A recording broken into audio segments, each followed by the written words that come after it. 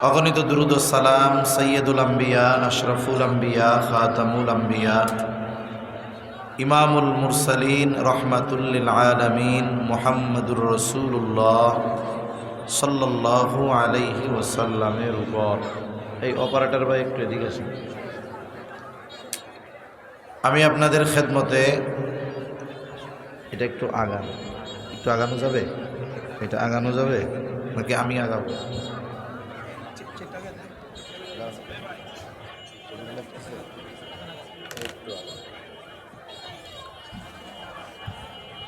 ঠিক আছে, শুনেন, মনিটরের আওয়াজটা শক্ত করেন আর আওয়াজ আরও দেন। আমি আপনাদের খেদমতে পবিত্র কোরআনুল কারীমের অন্যতম প্রসিদ্ধ একটি সূরা লোকমানের সর্বশেষ আয়াত ও রাসূল আকরাম সাল্লাল্লাহু আলাইহি ওয়াসাল্লামের অগণিত হাদিস থেকে একটা হাদিস পাঠ করেছি। আল্লাহ তাআলার কাছে তৌফিক চাই, আল্লাহ তাআলা কিছু কথা বলার তৌফিক দেন, যে কথাগুলো আমাদের সবার দুনিয়া এবং আখিরাতের জন্য কল্যাণকর হবে। সকলে জবান খুলে বলি আমিন। সম্মানিত উপস্থিতি, এই দুনিয়াতে আমরা কেউ চিরদিন থাকব না। দুনিয়া থেকে আমাদের সবার চলে যেতে হবে এবং এই চলে যাওয়াটাই যে শেষ এমনটাও নয়, বরং আল্লাহ সুবহানাহু ওয়া তাআলার সামনে আমাদের এই দুনিয়ার কর্মের হিসাব আল্লাহ তাআলার সামনে দেওয়া লাগবে। আজকের মাহফিলের সম্মানিত সভাপতি সাহেব যখন আলোচনা করতেছিলেন, খুবই গুরুত্বপূর্ণ কথা, কিয়ামতের ময়দানে অবস্থা কেমন হবে এ বিষয় সম্পর্কে হযরত কিছু কথা বলতেছিলেন। তা কিয়ামত সংগঠিত হবে, কোনো সন্দেহ নাই। সন্দেহ আছে? কিয়ামতের উপরে আমাদের সবার বিশ্বাস আছে। ভাই নয়েজটা না হয়, আওয়াজটা ক্লিয়ার করে। কিয়ামতের উপরে আমাদের সবার বিশ্বাস আছে। যদি কেউ কিয়ামত অবিশ্বাস করে, সে ঈমানদার বলে গণ্য হবে না। তবে বিশ্বাস সবার আছে, সুদৃঢ় বিশ্বাস নাই। সুদৃঢ় বিশ্বাস আমাদের নাই। বিশ্বাস যদি সুদৃঢ় থাকতো, তাহলে আমরা দুনিয়ার মানুষ, আমাদের কর্ম এগুলো সুন্দর হয়ে যাইত। আমরা সবাই কম বেশি জানি যে কিয়ামতের দিন একদল ডান হাতে আর একদল বাম হাতে আমলনামা পাবে। একদল ডান হাতে আমলনামা পাবে, তারা এতটা আনন্দিত হবে যে ডান হাতে আমলনামা পাওয়ার পর মানুষদেরকে বলতে থাকবে যে তোমরা দেখো আমার কিতাব, পড়ো আমার আমলনামা। ফাআম্মা মান উতিয়া কিতাবাহু বিয়ামিনিহি ফায়াকুলু হাউম ইকরাউ কিতাবিয়া। ডান হাতে আমলনামা পাওয়া ব্যক্তিরা অন্যান্যদের বলবে যে এই যে তোমরা পড়ো আমার আমলনামা। সে ডান হাতে আমলনামা পাওয়ার সাথে সাথে কারণটাও সে উল্লেখ করবে। মূল কারণটা কি? সে বলবে ইন্নী যানানতু আন্নী মুলাকিন হিসাবিয়া। আমি যে আজকে ডান হাতে আমলনামা পেলাম, এটা পাবার মূল কারণ হলো আমি এই ব্যাপারে দৃঢ় ধারণা, মানে দৃঢ় বিশ্বাস রাখতাম, ঈমান রাখতাম যে আমাকে আমার কর্মের হিসাবের মুখোমুখি হওয়া লাগবে। তার মানে আমি দুনিয়াতে এই ব্যাপারে দৃঢ় বিশ্বাসী ছিলাম যে আমি দুনিয়ায় যে কর্ম করতেছি, যেই আমল করতেছি, কিয়ামতের দিন যার সামনে হিসাব দেওয়া লাগবে তিনি কে? আরো জোরে বলেন না কে? আল্লাহ। এই কিয়ামত হবে, আমার আপনার দুনিয়ার কর্মের হিসাব দেওয়া লাগবে। তবে আফসোস, সেই কিয়ামতের ব্যাপারে আমরা বেখবর, আমাদের মধ্যে কোনো চিন্তা নাই। তা সম্মানিত উপস্থিতি, যে আয়াতখানা আপনাদের খেদমতে তিলাওয়াত করেছি, এই আয়াতে আল্লাহ সুবহানাহু ওয়া তাআলা এই গায়েব সম্পৃক্ত 5টি বিষয়ের কথা বলেছেন। এর মধ্যে 1 নম্বরেই আল্লাহ তাআলা কিয়ামতের ব্যাপারে বলেছেন যে নিশ্চয়ই কিয়ামতের ইলম আল্লাহ তাআলার নিকট।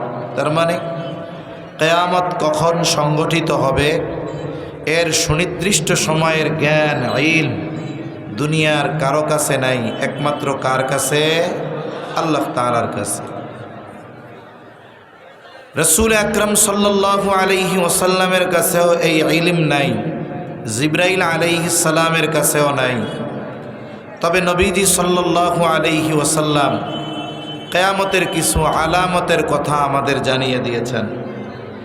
আমি ওই আলামতগুলোকে সামনে রেখে একটি হাদিস আপনাদের খেদমতে পাঠ করেছি, যেই হাদিসের মধ্যে রাসূলুল্লাহ সাল্লাল্লাহু আলাইহি ওয়াসাল্লাম 6টি বিষয়ের কথা উল্লেখ করেছেন। কয়টা বিষয়? 6টা বিষয়। নবীজি বলেন ওই 6টি বিষয় যতক্ষণ সংগঠিত না হবে ততক্ষণ পর্যন্ত কিয়ামত সংগঠিত হবে না। عن أبي هريرة رضي الله تعالى عنه قال قال رسول الله صلى الله عليه وسلم لا تقوم الساعة حتى يقبض العلم। নবীজি সাল্লাল্লাহু আলাইহি ওয়াসাল্লাম বলেন কিয়ামত ততক্ষণ পর্যন্ত সংগঠিত হবে না যতক্ষণ না ইলম উঠিয়ে না নেওয়া হবে। তার মানে কিয়ামতের আগে আল্লাহ তাআলা ইলম উঠায় নেবেন, কিয়ামতের আগে ইলম উঠিয়ে নেওয়া হবে। এই বিষয়টাকে সামনে রেখে আমাদের অঞ্চলে গ্রামের মানুষেরা বলা বলি করত যে কিয়ামতের আগে আল্লাহ তাআলা কোরআন হাদিস উঠায় নিয়ে যাবে। মানুষেরা বিভিন্ন ধরনের মুখরোচক গল্প বলতো। মানুষেরা বলতো যে একদিন ইমাম সাহেব ফজরের নামাজে দাঁড়াবেন, ফজরের নামাজে তিনি সূরা কেরাত ভুলে যাবেন, সূরা ফাতিহাও ভুলে যাবেন, অপেক্ষায় থাকবেন কখন পেছন থেকে মুসল্লিরা সূরা ফাতিহা স্মরণ করায়া দেয়। কিন্তু উনিও সূরা ফাতিহা ভুলে গেছেন, মুসল্লিরাও সূরা ফাতিহা ভুলে গেছে। দীর্ঘ সময় অপেক্ষা করবার পর তিনি নামাজ ছেড়ে দিয়ে মসজিদের তাক থেকে কোরআন হাতে নিবেন সূরা ফাতিহাটা একটু দেখার জন্য। কিন্তু যখন তিনি কোরআন খুলবেন দেখতে পাইবেন কোরআনের পাতাগুলো সাদা, কোনো লেখা নাই। গ্রামের মানুষ বলতো এইভাবে এক রাত্রিতে গোটা পৃথিবীর মানুষ কোরআন ভুলে যাবে আর কোরআনের লেখাগুলো আল্লাহ তাআলা উঠিয়ে নিয়ে যাবে। এটা গ্রামের মানুষেরা বলতো যে এরকম হবে। আওয়াজটা মিলে নাই, সুন্দর হচ্ছে না। এত সুন্দর সাউন্ড সিস্টেম, কোথায় আওয়াজ? মনিটর গুম গুম করবে, আওয়াজ নেই, ফেস ফেস করে। রিভার্ব দেন, আওয়াজ ছাড়েন, সুন্দর হচ্ছে না তো আওয়াজ।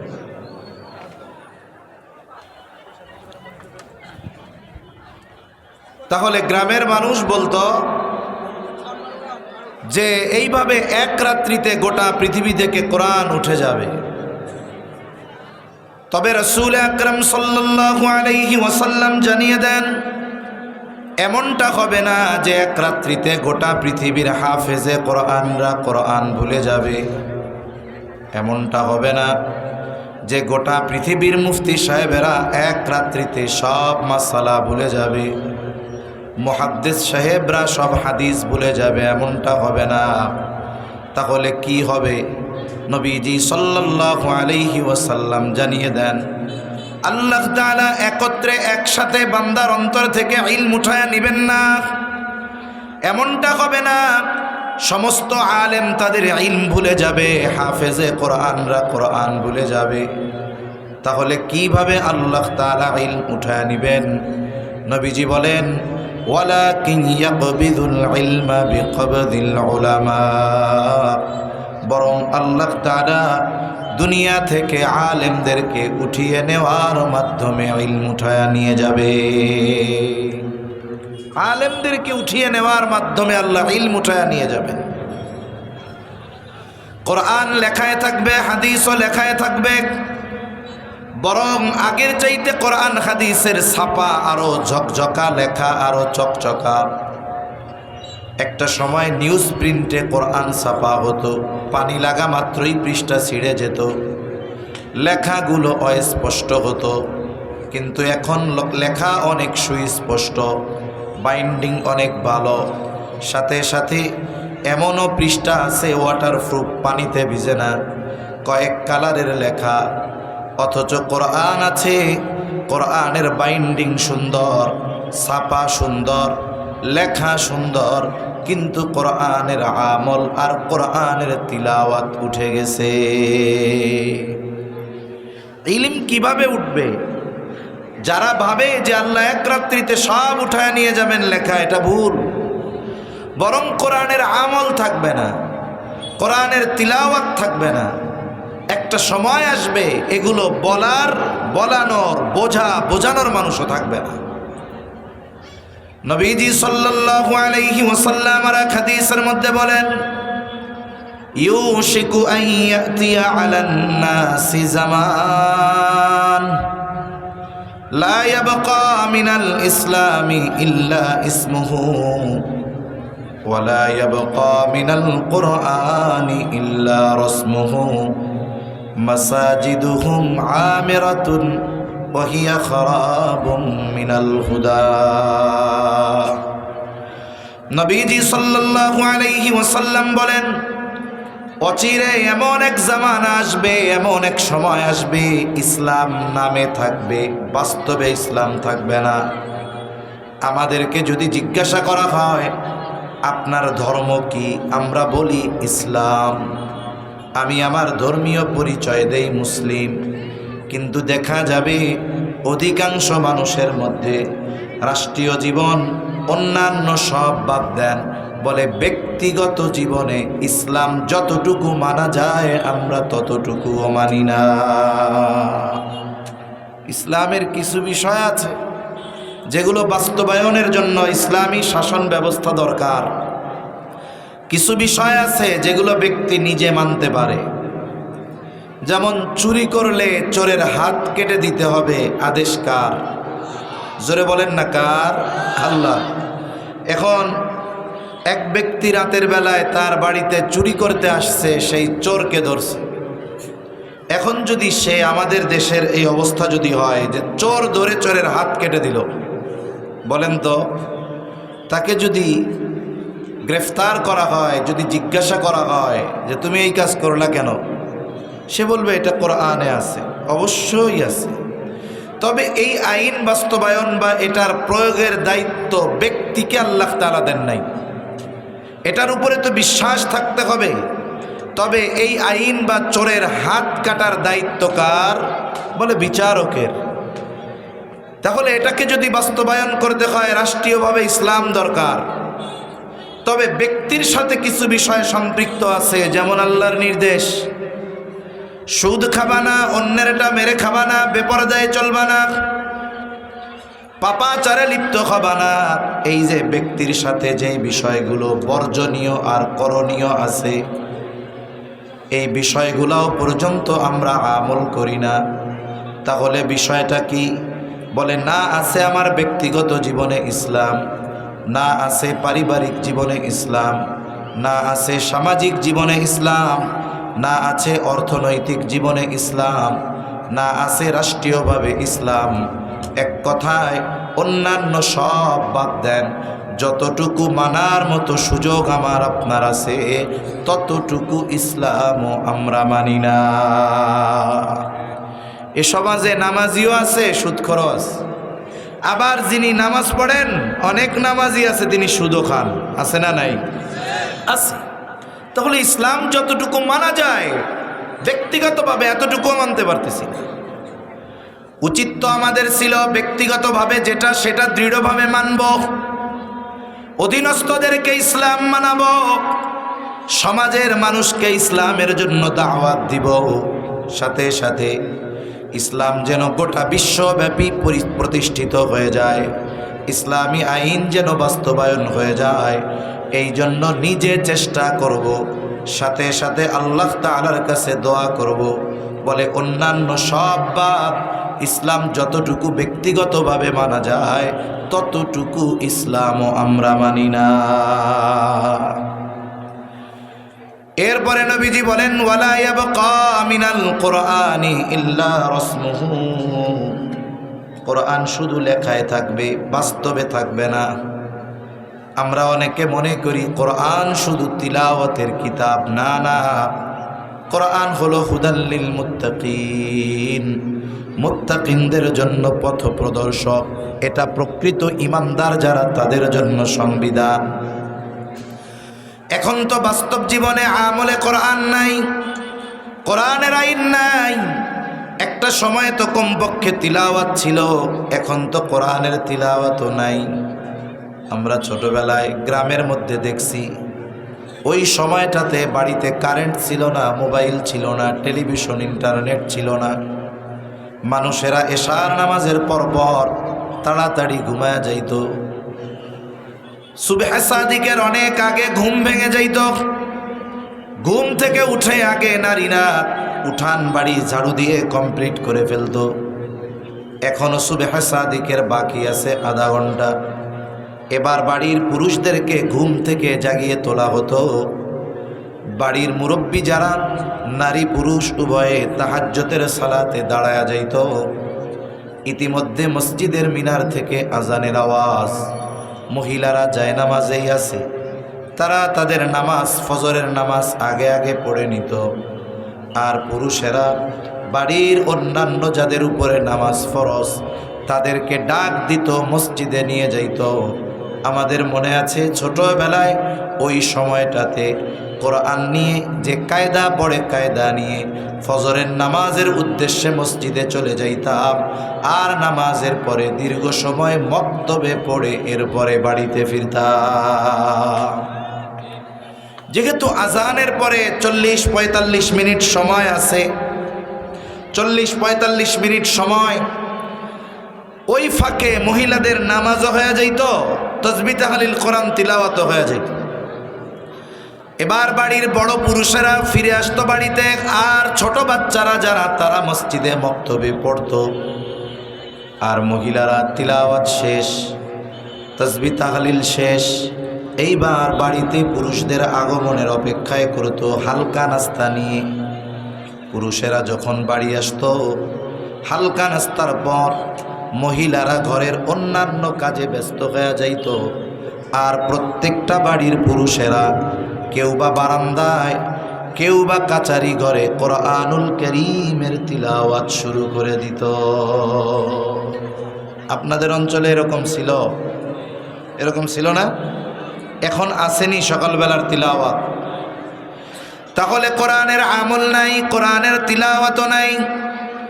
মাদ্রাসা হেফজখানার কথা ভিন্ন, সে জায়গায় একটা পরিবেশ করতে হয়, কিন্তু মুসলমানদের ঘরগুলা এখন কোরআনের তিলাওয়াত নাই। আফসোসের বিষয়, তিলাওয়াত তো বহুদূর। অনেক জায়গায় দেখা যায় বছরের পর বছর কোরআন পড়ে আছে, ধুলায় মলিন, কোরআন শরীফের যত্নটা পর্যন্ত নাই, কোরআনের প্রতি মোহাব্বত পর্যন্ত নাই। অনেক জায়গায় এই দৃশ্য দেখার দুর্ভাগ্য হয়েছে যে সুন্দর মসজিদ, জারবাতি লাগানো, নিচে মার্বেল, এসি লাগানো, কিন্তু মুসল্লিদের সময় হয় না কোরআন পড়ার। তাকে কোরআন অনেক দিন থাকতে থাকতে ধুলা পড়ে গেছে। একটা সময় এই কোরআনের উপরে টিকটিকি তেলাপোকা পায়খানা করে রাখছে। আফসোস, আমল নাই, তিলাওয়াতও নাই। কোরআনের প্রতি যেই মহব্বত ভালোবাসা থাকার দরকার, এই মহব্বত ভালোবাসাও এখন আমাদের কোরআনের উপরে নাই। যাক, কথা লম্বা হয়ে যাচ্ছে। কথা হলো, আল্লাহর নবী বলেন কিয়ামত ততক্ষণ পর্যন্ত সংগঠিত হবে না যতক্ষণ না ইলম উঠিয়ে না নেওয়া হবে। আর ইলম আল্লাহ কিভাবে উঠায় নেবেন? আল্লাহ তাআলা বান্দার অন্তর থেকে একসাথে ইলম উঠায় নেবেন না, বরং আল্লাহ তাআলা আলেমদেরকে উঠিয়ে নেওয়ার মাধ্যমে ইলম উঠায় নিয়ে যাবেন। সম্প্রতি নিকট অতীতে আমাদের যেই সমস্ত মুরব্বীরা দুনিয়া থেকে চলে গেছেন, আল্লামা আহমদ শফি রহমাতুল্লাহি আলাইহি, জুনাইদ বাবু নগরী রহমাতুল্লাহি আলাইহি, আব্দুস সালাম চাটগামী রহমাতুল্লাহি আলাইহি, এইভাবে যারা দুনিয়া থেকে চলে গেছেন, তাদের যেই পদ, তাদের যেই দায়িত্ব, সেই দায়িত্বের জায়গা শূন্য পূরণ হয়েছে। যিনি শাইখুল হাদিস ছিলেন তার জায়গায় আরেকজন শাইখুল হাদিস হয়েছে। যিনি মুহতামিম ছিলেন তার জায়গায় আরেকজন মুহতামিম হয়েছে। কিন্তু বলুন তো, জুনাইদ বাবু নগরীর পদ পূর্ণ হয়েছে, কিন্তু এখন যিনি ওনার পদে আছেন, দায়িত্বে আছেন, জুনাইদ বাবু নগরী রহমাতুল্লাহি আলাইহির যে ইলম, তার সমপরিমাণ ইলমার তাকওয়া এখন যিনি আছেন তার নাই, এটাই বাস্তব। যিনি এখন আছে উনি যোগ্য, তবে জুনাইদ বাবু নগরী রহমাতুল্লাহি আলাইহির মতো নয়। ওনাদের অবস্থান এই জায়গায়, এখন যারা আছে তাদের অবস্থান এই জায়গায়, বলে এর পরে যারা আসবে তাদের অবস্থান হবে এই জায়গায়। সময়ের সাথে সাথে এটা কমতে থাকবে। একটা সময়ে অবস্থাটা শূন্যের কোঠায় পৌঁছিয়ে যাবে। তখন কোরআন হাদিস থাকবে, বোঝা আর বোঝানোর মতো মানুষ থাকবে না, ওনাদের মতো ইলমার তাকওয়াওয়ালা মানুষ থাকবে না। তখন কি হবে? নবীজি বলেন, মানুষেরা জাহেলদেরকে তাদের ধর্মীয় নেতা বানাবে, তাদের কাছে ফতোয়া জিজ্ঞাসা করবে, জাহেলরাও ফতোয়া দিয়ে দিবে। ফতোয়া প্রদানকারী আর ফতোয়া জিজ্ঞাসাকারী উভয়ে পথভ্রষ্ট হবে। তাহলে এক নাম্বার কথা, কোরআন হাদিস ইলমের উৎস ঠিক আছে, তবে ইলমের হেফাজত আল্লাহ করেন আলেমদের মাধ্যমে। এজন্য এই আলেম দুনিয়ায় যতদিন থাকবে ইলমের হেফাজত হবে, আল্লাহ তাআলা কিয়ামতকে দূরে সরায় রাখবে। এখন আমাদের কি করণীয়? বলে প্রথম বিষয় হলো, যেই সমস্ত উলামায়ে কেরাম দুনিয়ায় আছেন তাদের প্রতি সর্বোচ্চ আন্তরিক ভালোবাসা আর সম্পর্ক রাখা। দ্বিতীয় বিষয় হলো, যেই প্রতিষ্ঠানগুলো ইলমের চর্চা হয়, কোরআন হাদিসের শিক্ষা দেওয়া হয়, আলেম তৈরি করা হয়, ওই প্রতিষ্ঠানগুলোর প্রতি আমাদের সর্বোচ্চ কল্যাণকামী হতে হবে। কারণ আমরা যদি প্রতিষ্ঠানগুলোর প্রতি কল্যাণকামী হই, প্রতিষ্ঠানগুলোর জন্য যদি সহযোগী হই, তাহলে এই প্রতিষ্ঠানগুলোই ইলমের চর্চা জারি থাকবে, আলেম হবে, এদের মাধ্যমে ইলমের হেফাজত হবে। আর এই আলেম যতদিন দুনিয়ায় থাকবে আল্লাহ তাআলা কিয়ামতকে দূরে সরায় রাখবে। দুই নাম্বার, নবীজি সাল্লাল্লাহু আলাইহি ওয়াসাল্লাম বলেন, ওয়াতাকসুরাজ জালাজিলু, কিয়ামতের আগে জলজালা, ভূমিকম্প বেড়ে যাবে। 21 শতাব্দীতে ভূমিকম্প বেড়েছে, এটা ভূতত্ত্ববিদদের কথা। ভূমিকম্প কেন হয়? স্বাভাবিকভাবে ভূতত্ত্ববিদ যারা, তারা বলেন টেকটনিক প্লেটের নড়াচড়া, ঘর্ষণ, ধাক্কার কারণে, চাপের কারণে ভূমিকম্প হয়। ভূমিকম্প জমিনে সংঘটিত বড় একটি বিপর্যয়। বলে এটা অন্যান্য বিপর্যয়ের মতো নয়। অনেক সময় আপনারা যখন আবহাওয়া, ঝড়ো আবহাওয়া থাকে, দেখা যায় আমাদেরকে আবহাওয়ার পূর্বাভাস দেয় আবহাওয়া অফিস থেকে। কি বলে? একটা নাম দেয় ঘূর্ণিঝড়ের। উপকূলীয় দেশগুলো থেকে প্রতি বছর নাম নির্ধারণ করা হয়, আয়লা, লায়লা, সিডর, এগুলোর নাম, যে এগুলো এক একটা দেশ এক একটা নাম দেয়। এখন এই বছর ধরেন যাদের নাম দেওয়ার দায়িত্ব, তারা একটা নাম দিছে। এই ঘূর্ণিঝড়টা কোথায় আছে? বলে উপকূল থেকে 500 কিলোমিটার দক্ষিণে আছে। এরপরে বলে যে আগামীকাল সকাল 6টা নাগাদ এটা উপকূল অতিক্রম করতে পারে। উপকূলে বসবাসকারীদেরকে নিরাপদে সরিয়ে নিতে বলা হয়েছে। সমুদ্র বন্দরগুলোকে 7 নম্বর বিপদ সংকেত দেখাতে বলা হয়েছে। আর মাছ ধরার নৌকা ট্রলারগুলোকে উপকূলে থাকতে বলা হয়েছে। এই যে একটা পূর্বাভাস দিল, এটা অবস্থান, বাতাসের গতি আর বাতাসের দিক নির্ণয় করে বলা হয় যে আগামীকাল সকাল 6টা নাগাদ এটা উপকূল অতিক্রম করতে পারে, একটি সম্ভাবনা দেওয়া যায়। বাতাসের গতি আর দিক, এই দুইটা বিষয়কে সামনে রেখে। তবে ভূমিকম্প এমন এক মুসিবত, বলে যেই মুসিবত হওয়ার 1 সেকেন্ড আগেও দুনিয়ার কেউ পূর্বাভাস দেওয়ার ক্ষমতা রাখে না। তাহলে ভূমিকম্প কেন হয়? ভূতত্ত্ববিদরা বলে টেকটনিক প্লেটের নড়াচড়ার কারণে হয়, কিন্তু বাস্তবতা এটা না। কেন টেকটনিক প্লেটের নড়াচড়া হয়? নড়াচড়ার কারণটা কি? ভূমিকম্পের কারণটা কি? এটা আমাদের কোরআন সুন্নাহ থেকে জানতে হবে। আল্লাহ তাআলা বলেন ভূমিকম্প হওয়ার কারণ হলো যাহারাল ফাসাদু ফিল বাররি ওয়াল বাহরি বিমা কাসাবাত আইদিন নাস। আল্লাহ তাআলা বলেন জলে স্থলে যত ধরনের বিপর্যয় সব মানুষের হাতের কামাই। তার মানে ভূমিকম্প, অতিবৃষ্টি, অনাবৃষ্টি, সিডর, আইলা, লাইলা, এসব কিছু হওয়ার মূল কারণ হলো আমাদের পাপ। আমাদের পাপের কারণে এগুলা হয়। আল্লাহ তাআলা যেই পরিমাণ পাপ আমরা করি ওই পরিমাণ শাস্তি আল্লাহ তাআলা দেন না, ওই পরিমাণ আযাব গজব আল্লাহ তাআলা দেন না। আমাদের অতি সামান্য শাস্তি দেওয়া হয়। আল্লাহ তাআলা বলেন লিউযীকাহুম বা'দাল্লাযী আমিলু, আমরা যে আমলগুলো করি ওই আমলের তুলনায় অতি সামান্য বদ আমলের শাস্তি আল্লাহ দেন। এর ফলশ্রুতিতে কি হয়? বলে সিডরের মতো বিপর্যয় হয়। এর ফলশ্রুতিতে কি হয়? বলে 5.7 মাত্রার মতো ভূমিকম্প হয়। এই ভূমিকম্পের সময় যারা ঢাকা শহরে ছিল, কয়েক সপ্তাহ আগে যেই ভূমিকম্প হলো জুমার দিন, কেমন যেন ছাদ ভেঙে পড়তেছে, খাটগুলো কাঁপতেছে। মুহূর্তের ভিতরে মানুষ রাস্তায় নেমে এসেছে, আত্মচিৎকার, আর্তনাদ, মনে হচ্ছে কিয়ামত শুরু হয়ে গেল। কি অবস্থা! আল্লাহ তাআলা এই যে শাস্তি দিলেন এটা আমাদের ধ্বংস করে দেওয়ার জন্য দেন নাই। আল্লাহ তাআলা বলেন কেন আমি তাদেরকে কিছু পাপের শাস্তি আস্বাদন করাই? উদ্দেশ্য কি? কারণটা কি? আল্লাহ বলেন বা'দাল্লাযী আমিলু লাআল্লাহুম ইয়ারজিউন, যাতে করে তারা পাপের পথ থেকে প্রত্যাবর্তন করে নেকের পথে ফিরে আসে, আল্লাহর পথে ফিরে আসে, শয়তানের পথ থেকে আল্লাহর দিকে চলে আসে। কিন্তু আফসোসের ব্যাপার, ভূমিকম্প আমাদের বিল্ডিংগুলো কাঁপিয়ে দিয়েছে, আমাদের আসবাবগুলো কাঁপিয়ে দিয়েছে, কিন্তু আমাদের হৃদয়ের মধ্যে প্রকম্পন সৃষ্টি করতে পারে নাই।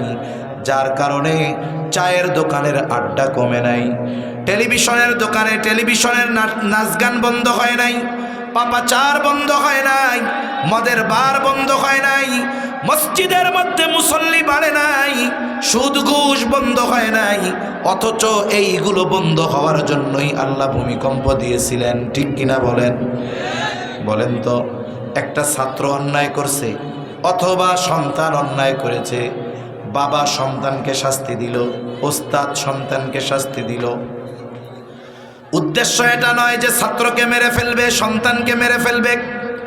উদ্দেশ্য হলো শাস্তি দেওয়ার, যে খবরদার খবরদার, যেই অপরাধের কারণে শাস্তি দিলাম এই অপরাধটা যেন তোমার দ্বারা আর সংগঠিত না হয়। বলুন তো, দেখা গেল শাস্তি দেওয়ার পর আবার সে এই একই অপরাধে জড়িয়ে গিয়েছে। বলেন তো, এইবার যদি তাকে শাস্তি দেওয়া হয়, শাস্তির মাত্রা আগের চাইতে কম হবে নাকি বেশি হবে? আল্লাহ তাআলা 5.7 ভূমিকম্পের মাত্রা দিয়েছেন কেন? মসজিদে যেন মুসল্লি বাড়ে।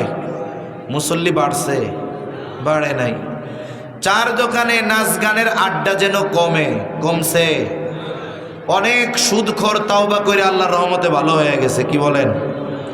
অফিসগুলাতে যেখানে ঘুষের কারবারি চলতো, আলহামদুলিল্লাহ এখন আর ঘুষ টুস লাগে না। লাগে তার মানে অবস্থা একই আছে, তাই তো? তাহলে যেহেতু পরিবর্তন হয় নাই, আল্লাহ তাআলা এই শাস্তি আস্বাদন করিয়েছিলেন আমাদের যেন পরিবর্তন হয় নাই। তাহলে 5.7 নয়, আগামীর জন্য আমাদেরকে 7.5 মাত্রার ভূমিকম্পের জন্য অপেক্ষা করতে হবে। সামনে আরো বাড়বে, পাপাচার বাড়বে, তো এগুলো বাড়বে। এখন বলতে পারেন হুজুর, আমরা এই ভুয়াপুরের মানুষ যারা শুনতেছি আসি, আমরা যদি পাপ ছেড়ে দেই তাইলে কি ভূমিকম্প বন্ধ হয়ে যাবে? হবে না হয়তো। রাসূল আকরাম সাল্লাল্লাহু আলাইহি ওয়াসাল্লাম যখন এই ধরনের সামগ্রিক পাপের শাস্তির কথা বলেছেন, সাহাবা একরাম বলেন, ইয়া রাসূলুল্লাহ, আমাদের মধ্যে নেককার মানুষ থাকবে, ভালো মানুষ থাকবে, এরপরেও আমরা ধ্বংস হয়ে যাব? নবীজি বলেন হ্যাঁ। কেন? বলে পাপের আধিক্যের কারণে। পাপ বাড়বে, কিন্তু আমি আপনি যদি পাপ থেকে বেঁচে থাকি আর ওই পাপের আধিক্যের কারণে যদি শাস্তি আসে, আল্লাহ না করুন, ওই শাস্তিতে যদি আমার আপনার মৃত্যু হয়ে যায়, কিয়ামতে আল্লাহর সামনে বলার সুযোগ আছে, ও রব, আমি বেঁচেছিলাম, অধীনস্থদেরকে বাঁচিয়েছিলাম, মানুষদেরকে এই পাপ থেকে ফেরার জন্য নসিহত করেছিলাম, কিন্তু আমার তো এত সামর্থ্য নাই, আমার সামর্থ্যের আলোকে আমি বেঁচে থাকার চেষ্টা করেছি। আশা করা যায় মাফ পাওয়ার একটা ব্যবস্থা হতে পারে। এজন্য আমরা পাপ ত্যাগ করব। নবীজি 2 নম্বরে এই কথাই বলেন, জালজালা বেড়ে যাবে। 3 নম্বর, নবীজি সাল্লাল্লাহু আলাইহি ওয়াসাল্লাম বলেন, ওয়াতাকারাবাজ জামান, কিয়ামতের আগে সময় সংকুচিত হয়ে যাবে। রাসূলুল্লাহ সাল্লাল্লাহু আলাইহি ওয়াসাল্লামের হাদিসের মধ্যে বলেন, কিয়ামতের আগে সময় সংকুচিত হয়ে যাবে। এক যুগকে মনে হবে 1 বছরের মতো, বছরকে মনে হবে মাসের মতো, মাসকে মনে হবে সপ্তাহের মতো, সপ্তাহকে মনে হবে দিনের মতো, দিনকে মনে হবে ঘন্টার মতো, ঘন্টাকে মনে হবে মিনিটের মতো, মিনিটকে মনে হবে আগুনের স্ফুলিঙ্গ তথা সেকেন্ডের মতো। শেষ জামানায় সময় দ্রুততার সাথে চলে যাবে। আমারই মনে হইতেছে যে জুমা মনে হয় 2 দিন আগে পড়ছি, অথচ আজকে অলরেডি আর 2 দিন পরে আবার জুমা পড়ব। মনে হইছে গতকাল বা 1 দিন 2 দিন আগে জুমার নামাজ আদায় করছি। সময়টা দ্রুততার সাথে চলে যাচ্ছে। সময়ের মূল্য নিয়ে জাস্টিস মুফতি তকি উসমানী দামাত বারকাতুহুমুল আলিয়া হযরত এক বয়ানের মধ্যে বলেন, সময়টা হলো রাবারের মতো, রাবারের মতো। মানুষ যদি চায় এই সময়টাকে প্রলম্বিত করতে পারে তার কর্মের দ্বারা, আবার মানুষ তার কর্মের মাধ্যমে সময়কে সংকুচিত বরকত শূন্য করে ফেলতে পারে। একটা উদাহরণ দিয়ে বুঝতে সহজ হবে। মনে করেন এটা 8 ইঞ্চি আছে লম্বা, এটা একটা রাবার 8 ইঞ্চি। এই 8 ইঞ্চি রাবারটা আমি যদি টান দেই 80 ইঞ্চি পর্যন্ত এটা বড় হয়ে যাবে। বলেন তো 80 ইঞ্চি হওয়ার পরে এই রাবারটা কি রাবারই থাকবে না স্বর্ণ হয়ে যাবে? রাবারই থাকবে।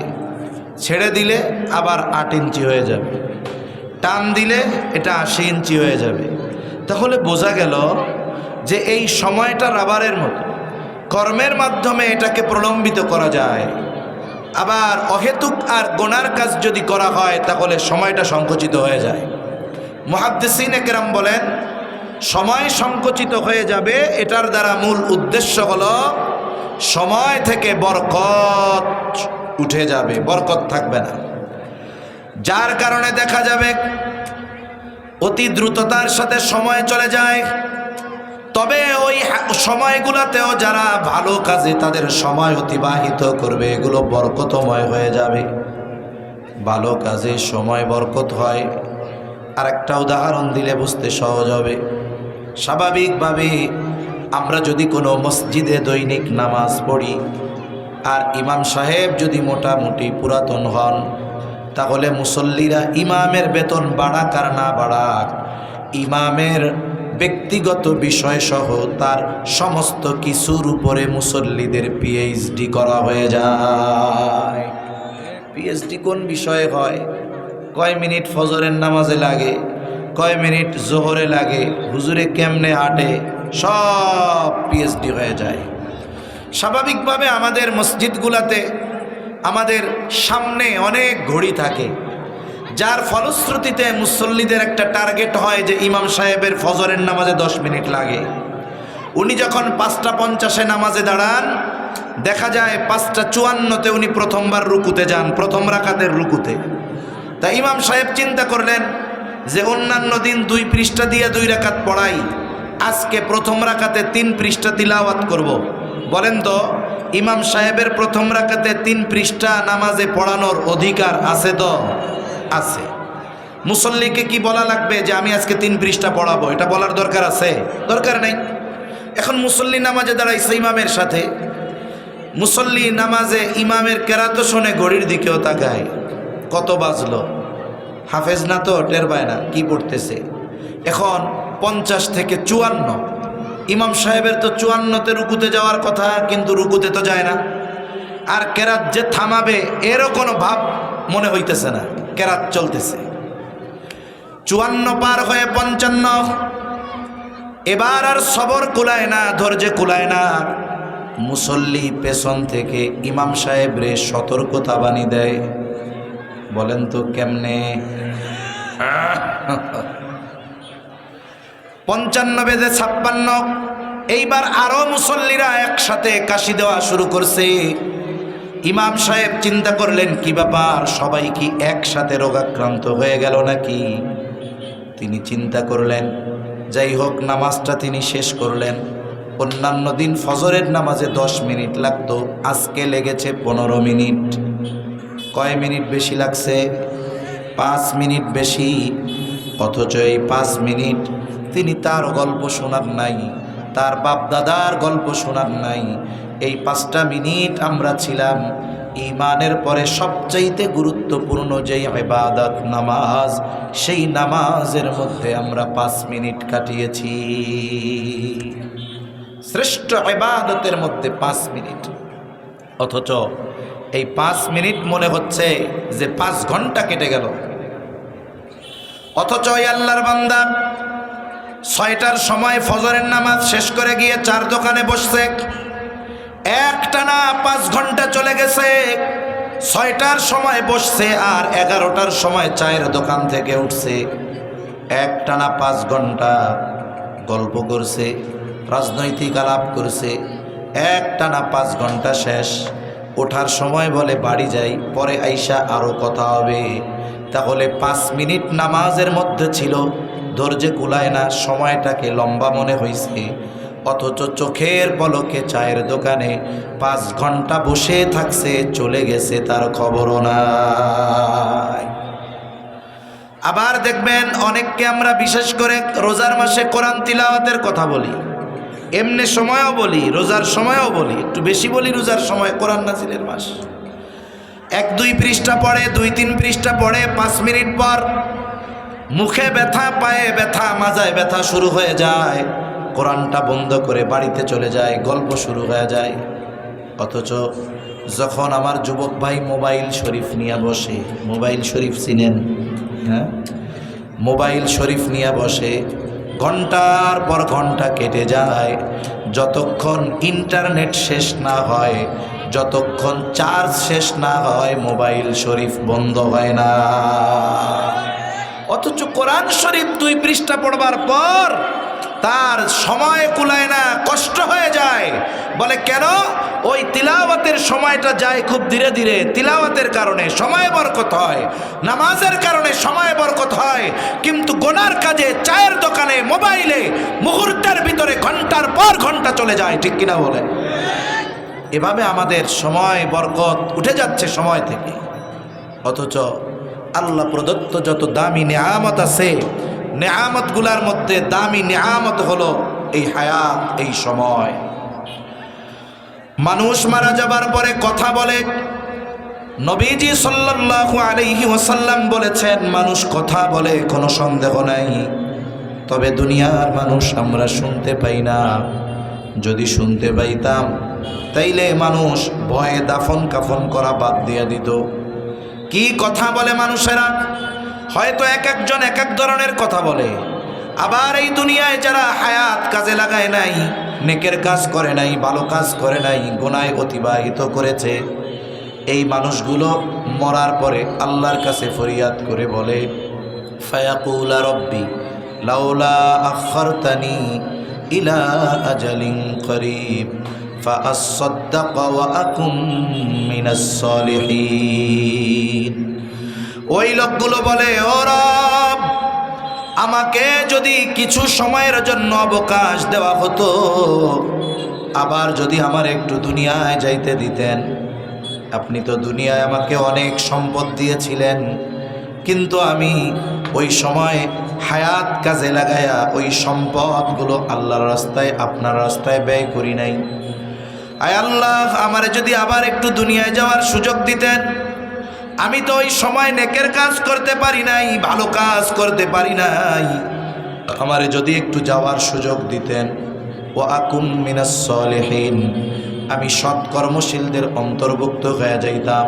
তার মানে রব আবার যদি একটু দুনিয়ায় যাওয়ার সুযোগ দেন, তাইলে সম্পদ থেকে দান সাদকা করব, আর সময়গুলোকে নেকের কাজে অতিবাহিত করব, সৎকর্মশীলদের অন্তর্ভুক্ত হয়ে যাব। বলেন তো, মৃত্যুর পরে ওই ব্যক্তি হায়াতের সময়ের মূল্য অনুধাবন করে আল্লাহ তাআলার কাছে যতই করুণা আর আবেগের সাথে ফরিয়াদ করুক না কেন, একটা সেকেন্ডের জন্য আল্লাহ পুনরায় তাকে দুনিয়ায় আসার সুযোগ দিবেন নাকি? এক সেকেন্ডের জন্য কেউ আসতে পারবে না। অথচ ওই হায়াত আমার আপনার কাছে এখন আছে। অথচ আমি আপনি আমার আপনার হায়াতটাকে চায়ের দোকানে, গোনার কাজে, মোবাইলের স্ক্রিনে, টেলিভিশনে হায়াতটাকে মুহূর্তের ভিতরে শেষ করে ফেলতেছি। অথচ এই হায়াত এত দামি এক সম্পদ। মানুষের যদি হায়াত থাকে টাকা সম্পদ উপার্জন করতে পারবে, কিন্তু হায়াত যদি না থাকে সম্পদ উপার্জনের সুযোগ আছে? সুযোগ নেই। যিনি হাজার হাজার কোটি টাকার মালিক, হাজার কোটি টাকার মালিক, তিনিও 500 টাকা ব্যয় করার সময় হিসাব করে যে আমি কোথায় ব্যয় করতেছি এইটা। অথচ এই সম্পদের চাইতে হায়াতের দাম বেশি। গোটা পৃথিবীর সব সম্পদ দিয়েও যদি কারো হায়াত ফুরিয়ে যায়, বলুন তো একটা সেকেন্ড হায়াত কেনা কি সম্ভব? গোটা পৃথিবীর সব সম্পদ দিয়ে 1 মিনিট হায়াত কেনা সম্ভব নয়, 1 সেকেন্ড হায়াত কেনা সম্ভব নয়।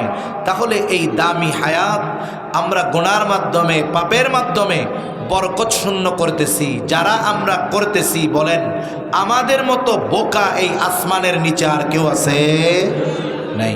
এজন্য আজকে থেকে আমরা হায়াত ব্যয় করার সময়ও হিসাব করব যে আমি আমার এই আল্লাহ প্রদত্ত দামি নেয়ামত হায়াত কিভাবে ব্যয় করতেছি। যদি হিসাবে দেখি খারাপ কাজে ব্যয় হয়, চায়ের দোকানে ব্যয় হয়, অহেতুক মজলিসে ব্যয় হয়, আল্লাহর হস্তে ওগুলো থেকে ফিরে নেকের কাজে, ভালো কাজে আমার হায়াত ব্যয় করবো কোন ইনশাআল্লাহ।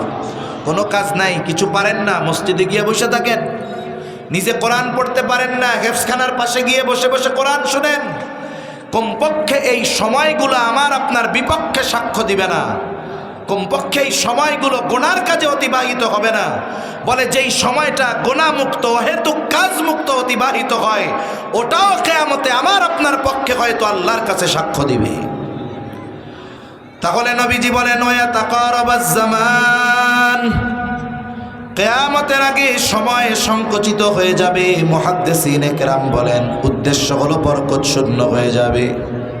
4 নম্বর, নবীজি সাল্লাল্লাহু আলাইহি ওয়াসাল্লাম বলেন ওয়া তাযহারুল ফিতান, এখানে মূল উদ্দেশ্য হলো দাজ্জালের ফিতনা।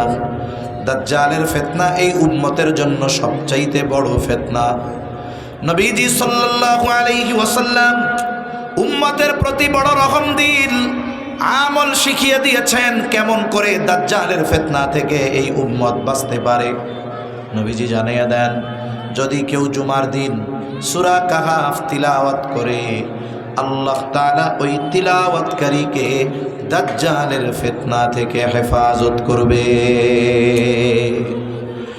সূরা কাহফ বেশ বড় একটা সূরা।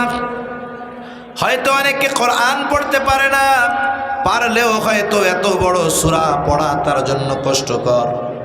নবীজি আর এক হাদিসের মধ্যে বলেন, যেই ব্যক্তি জুমার দিন সূরা কাহাফের 10 আয়াত, কয় আয়াত জোরে বলেন, আরো জোরে বলেন কয় আয়াত? প্রথম পৃষ্ঠায় 10 আয়াত, এটা এক পৃষ্ঠার চাইতেও কম। নবীজি বলেন 10 আয়াত যে তিলাওয়াত করবে আল্লাহ তাআলা ওই ব্যক্তিকে দাজ্জালের ফিতনা থেকে হেফাজত করবে। এই আমলটা আমাদের জন্য সর্বোচ্চ গুরুত্ব সহকারে করা দরকার। বুজুর্গানে দিন বলেন এই আমলটা এতটা গুরুত্ব বানানো দরকার, বেঁচে থাকার জন্য শ্বাস প্রশ্বাস যেমন জরুরি, এই আমলটা আমরা ওই রকম জরুরি বানায় নিব। কেন? বুজুর্গানে দিন বলেন দাজ্জাল হঠাৎ করে চলে আসবে না। দাজ্জাল আসার আগে, দাজ্জাল আগমনের ক্ষেত্র প্রেক্ষাপট তৈরি হবে। এটা হবে একের পর এক বড় বড় ফিতনা আগমনের মাধ্যমে। ওই ফিতনাগুলোও বড় ফিতনা হবে, যেখানে সাধারণ মানুষের জন্য হক বাতিল, সত্য মিথ্যা পার্থক্য করা কঠিন হয়ে যাবে। বুজুর্গানে দিন বলেন ওই সময়ও যারা সূরা কাহাফের আমল করবে, আশা করা যায় আল্লাহ তাআলা সূরা কাহাফের আমলকারীকে দাজ্জাল আসার আগে যত ফিতনা আসবে, সূরা কাহাফের আমলকারীকে আল্লাহ তাআলা ওই সমস্ত ফিতনা থেকেও হেফাজত করবে। এজন্য জুমার দিন আমরা এই আমলটা করব কোন ইনশাআল্লাহ। আপনি পারেন না, আপনি যদি আপনার মসজিদের ইমাম সাহেবকে বলেন যে হুজুর ফিতনার জামানা, ফিতনা থেকে তো বাঁচতে মন চায়, তবে নবীজি যে আমলটা শিখাইছে তো পারি না, আপনি একটু তিলাওয়াত করে শোনান, শুনতে শুনতে আমাদের মুখস্থ হয়ে যাবে। আমার মনে হয় না কোনো ইমাম সাহেব এই কথা বলবে যে না না না এই এক পৃষ্ঠা 10 আয়াত আমি এখন তিলাওয়াত করে শোনাইতে পারবো না, আমার খুব ব্যস্ততা আছে। এটা কোনো ইমাম সাহেব বলবে না। বরং মুসল্লি যদি ইমাম সাহেবকে বলে, ইমাম সাহেব আরও খুশি হবে যে দেখছো আমার মুসল্লিদের আমলের প্রতি কত আগ্রহ। স্বতঃস্ফূর্তভাবে ইমাম সাহেব তিলাওয়াত করে শোনাবেন। 1 সপ্তাহ, 2 সপ্তাহ, 5 সপ্তাহ, 10 সপ্তাহ শুনতে শুনতে এক সময় দেখা যাবে যে সূরা কাহাফের ওই 10 আয়াতের হাফেজ আপনি হয়ে গেছেন। তাহলে আমলটা করব তো জরুরিভাবে ইনশাআল্লাহ। 5 নাম্বার, নবীজি সাল্লাল্লাহু আলাইহি ওয়াসাল্লাম বলেন ওয়া তাকসুরুল হারাজ, কিয়ামতের আগে হারজ বেড়ে যাবে। সাহাবায়ে কেরাম প্রশ্ন করলেন ইয়া রাসূলুল্লাহ সাল্লাল্লাহু আলাইহি ওয়াসাল্লাম, আমরা তো প্রতি বছর যুদ্ধের ময়দানে হাজার হাজার মুশরিকদের হত্যা করি, এটাও কি হারজ? নবীজি সাল্লাল্লাহু আলাইহি ওয়াসাল্লাম বলেন না, এটা হারজ নয়। হারজ কি? বলে হারজ হলো প্রতিবেশীকে হত্যা করবে, চাচা ভাতিজাকে হত্যা করবে। তার মানে হারজ কাফের কর্তৃক মুসলমানদের হত্যা অথবা মুসলমান কর্তৃক কাফেরদের হত্যাকাণ্ড নয়, বরং হারজ হলো এমন হত্যাকাণ্ড যেটা মুসলমানদের মধ্যে সংগঠিত হবে। পরস্পরকে হত্যা করবে মুসলমানেরা। গোটা দুনিয়াতে মুসলমানেরা মাজলুম, আমরা সবাই বলি মাজলুম, কোনো সন্দেহ নেই। তবে বিপরীতে এটাও বাস্তব, যদি দৈনিক কাফেররা 100 মুসলমান হত্যা করে, তাহলে দেখা যাবে যে দৈনিক মুসলমানের হাতে মুসলমানের হত্যা হয়েছে এর সংখ্যা হবে মিনিমাম 1000।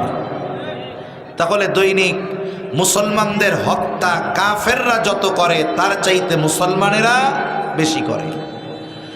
ব্যক্তিগত কারণে, রাজনৈতিক কারণে, সামাজিক কারণে, অর্থনৈতিক কারণে, বিভিন্ন কারণে সমাজের মধ্যে হত্যাকাণ্ড চলতেছে, একের পর এক গোটা দুনিয়াব্যাপী হত্যাকাণ্ড চলতেছে।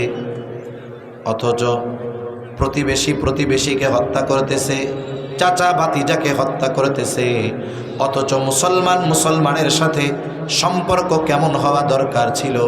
এই সম্পর্ক হওয়ার দরকার ছিল ঈমানের সম্পর্ক। কিন্তু আফসোস, ঈমানি এই বন্ধন আমাদেরকে অটুট রাখতে পারে নাই। আমরা দুনিয়ার দলাদলি আর হানাহানির কারণে এক ভাই অপর ভাইয়ের বুকে গুলি চালাতে আমরা দ্বিধাদ্বন্দ্বে পড়ি না। অথচ নবীজি সাল্লাল্লাহু আলাইহি ওয়াসাল্লাম বলেন সিবাবুল মুমিনি ফুসুকুন ওয়া কিতালুহু কুফর। নবীজি সাল্লাল্লাহু আলাইহি ওয়াসাল্লাম বলেন, মুমিনকে গালি দেওয়া ফাসিকি, হত্যা করা কুফরি। এটা সাধারণ কুফরির মতো কুফরি নয়।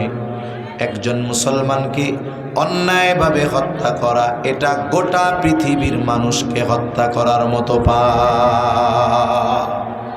একজন মুসলমানের রক্তের দাম এত বেশি, অথচ অমুসলিমেরা তারা মারতেছে মারুক, কিন্তু আমরা মুসলমানেরা আর এক মুসলমানকে যে মারি, এটা দ্বীনের কারণে নয়, বরং প্রত্যেকটা হত্যাকাণ্ডের মধ্যে জাগতিক স্বার্থ নিহিত থাকে। ঠিক কিনা বলেন? সম্পদের কারণে, দ্বন্দ্বের কারণে। এদেশে তো এমনও ঘটনা ঘটছে, দোকানদার বাকি 2 টাকা পায়, 2 টাকা কেন চাইলো, ওনার প্রেস্টিজে লাগছে, এই কারণে হত্যা করে ফেলছে। এ ধরনের ঘটনা আমাদের দেশে অনেক ঘটে। ঠিক কিনা বলেন? অথচ হত্যাকাণ্ড তো বহুদূর। একজন মুমিনকে গালি দেওয়াও পাপ। অথচ দেখুন, আমরা যদি আমাদের জবানকে নিয়ন্ত্রণ করতে পারতাম, প্রকৃত মুসলমানের আলামতগুলো আনতে পারতাম, তাহলে সমাজ থেকে এই ধরনের হত্যাকাণ্ড অধিকাংশ দূর হয়ে যাইত। নবীজি সাল্লাল্লাহু আলাইহি ওয়াসাল্লাম বলেন, আমরা নিজেদেরকে মুসলমান দাবি করি, কিন্তু প্রকৃত মুসলমানকে? নবীজি সাল্লাল্লাহু আলাইহি ওয়াসাল্লাম বলেন, আল মুসলিমু মান সালিমাল মুসলিমুনা মিন লিসানিহি ওয়া ইয়াদিহি। নবীজি বলেন, প্রকৃত মুসলমান হলো সে যার জবান আর হাতের অনিষ্ট থেকে অপর মুসলমান থাকে নিরাপদ। জবান আর হাতের অনিষ্ট থেকে অপর মুসলমান নিরাপদ থাকে। তাহলে জবান নিয়ন্ত্রণ, এটা প্রকৃত মুসলমান হওয়ার অন্যতম মাধ্যম। জবান নিয়ন্ত্রণ বলে রাসূল আকরাম সাল্লাল্লাহু আলাইহি ওয়াসাল্লামের নিকট থেকে জান্নাতের গ্যারান্টি পাওয়ার অন্যতম মাধ্যম। নবীজি সাল্লাল্লাহু আলাইহি ওয়াসাল্লাম বলেন, তোমরা 2টো জিনিস হেফাজতের গ্যারান্টি দাও, আমি তোমাদেরকে জান্নাতের গ্যারান্টি দিয়ে দিব। একটা হলো উভয় চোয়ালের মধ্যবর্তী গোস্তের টুকরা, জবান, জিহ্বা। আর একটা হলো উভয় উরুর মধ্যবর্তী স্থান, লজ্জা স্থান। নবীজি বলেন, এই 2টা হেফাজতের গ্যারান্টি দাও, আমি তোমাদের জান্নাতের গ্যারান্টি দিয়ে দিব। দেখুন, জবান হেফাজত করলে জান্নাতের গ্যারান্টি পাওয়া যায়, আর এই জবান হেফাজত করার মাধ্যমেই প্রকৃত মুসলমান হওয়া যায়। রাসূলুল্লাহ সাল্লাল্লাহু আলাইহি ওয়াসাল্লামের কাছে 2জন মহিলার খবর আসছে। একজনের ব্যাপারে বলা হলো, ইয়া রাসূলুল্লাহ, এই মহিলা এমন কোনো আমল নাই যেটা সে করে না। সকাল থেকে সব ধরনের আমল সে করে, তাহাজ্জুদ, আওয়াবিন, ইশরাক, কোনো কিছু তার বাদ যায় না। তাসবিহ, তাহলিল কোনোটা বাদ যায় না। কোরআন তিলাওয়াত তার বাদ যায় না। এক কথায় প্রত্যেকটা আমল সে করে।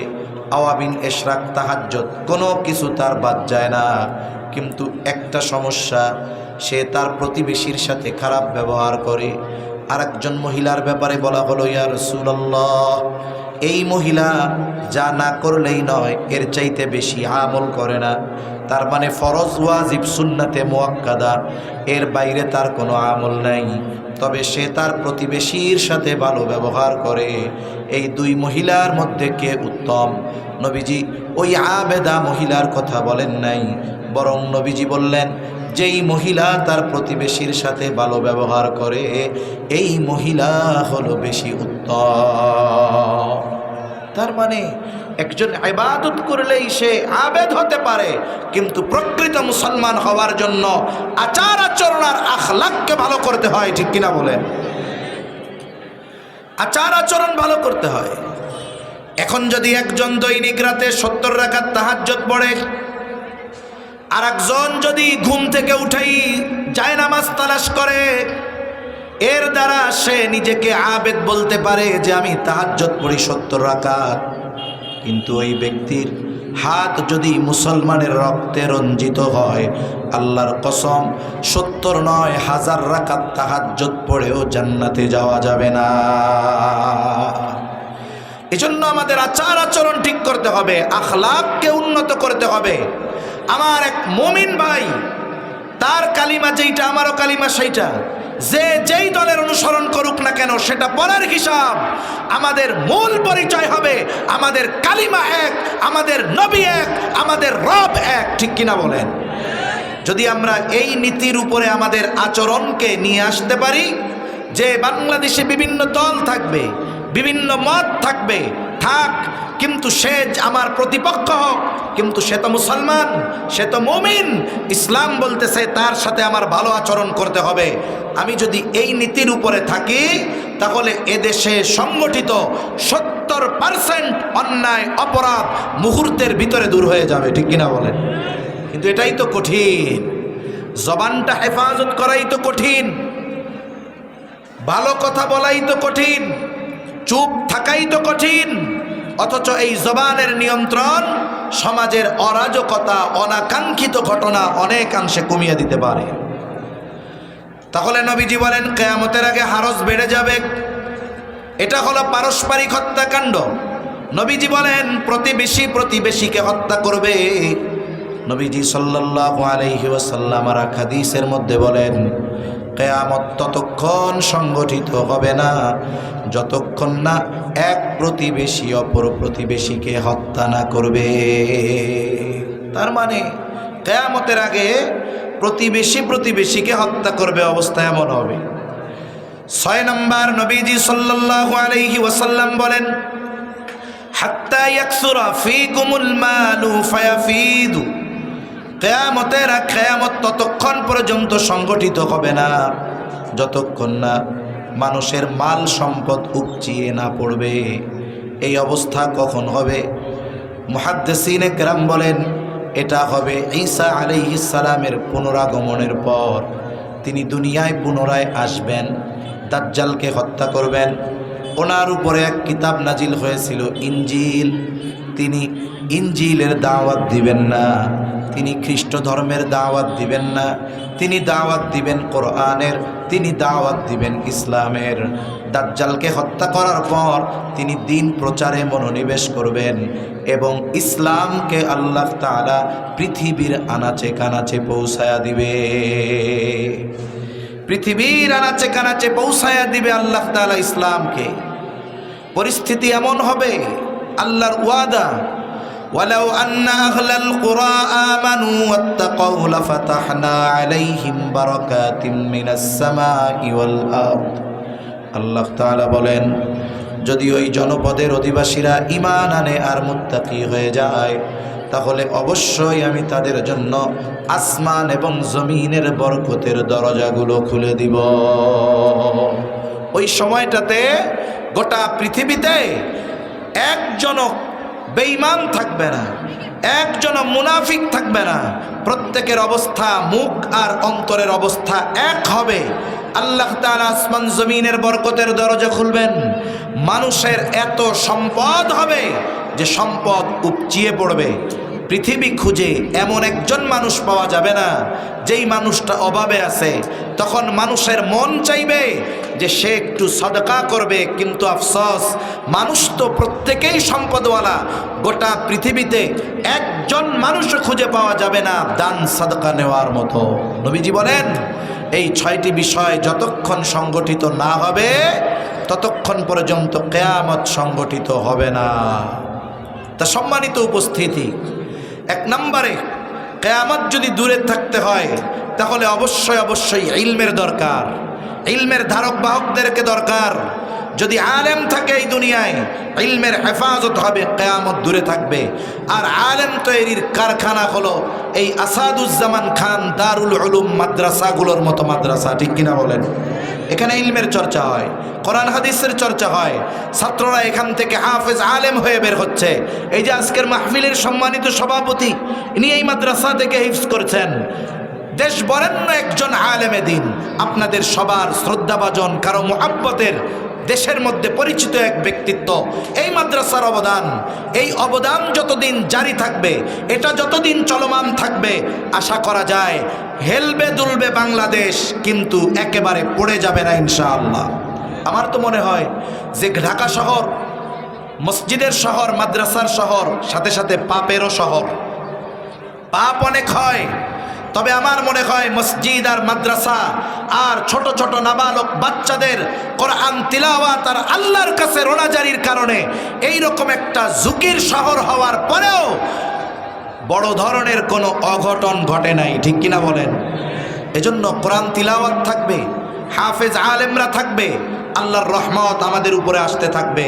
সম্মানিত উপস্থিতি, এই দ্বীনি প্রতিষ্ঠানগুলো আপনারা জানেন, এখানে শুধু সম্পদওয়ালার সন্তানেরা পড়ে না, সাথে সাথে এমনও একাধিক সন্তান পড়ে যে এক বাবার একাধিক সন্তান দুইজনই মাদ্রাসায় পড়তেছে ফ্রি। অথচ বাবা মারা গেছে এতিম, মাদ্রাসা কর্তৃপক্ষ তাদের খরচ বহন করতেছে। বলে মাদ্রাসার তো বড় ব্যবসা নাই, অনেক মার্কেট নাই, অনেক সোর্স অফ ইনকাম নাই। বলে এগুলো আসে কোত্থেকে? বলে এই ভূয়াপুরের মানুষেরা মোহাব্বত করে, ভালোবেসে এই প্রতিষ্ঠানের জন্য সহযোগিতা করে, আর ওই অর্থ দিয়ে অসহায় ইয়তিম নিঃস্ব মানুষদেরকে দিন শেখানোর ব্যবস্থাপনা এই মাদ্রাসাগুলো করে, ঠিক কিনা বলেন? এজন্য এই মাদ্রাসাগুলো আমাদের সবচাইতে কল্যাণকামী। এই মাদ্রাসাগুলো আমি আপনি দেখি আর না দেখি, বুঝি আর না বুঝি, এই মাদ্রাসাগুলো দুনিয়ার নিজাম ঠিক থাকার পেছনে বড় অবদান রাখে। বড় ধরনের মুসিবত না আসার ক্ষেত্রে এই মাদ্রাসাগুলোর অবদান থাকে, হয়তো আমরা দেখতে পারি না।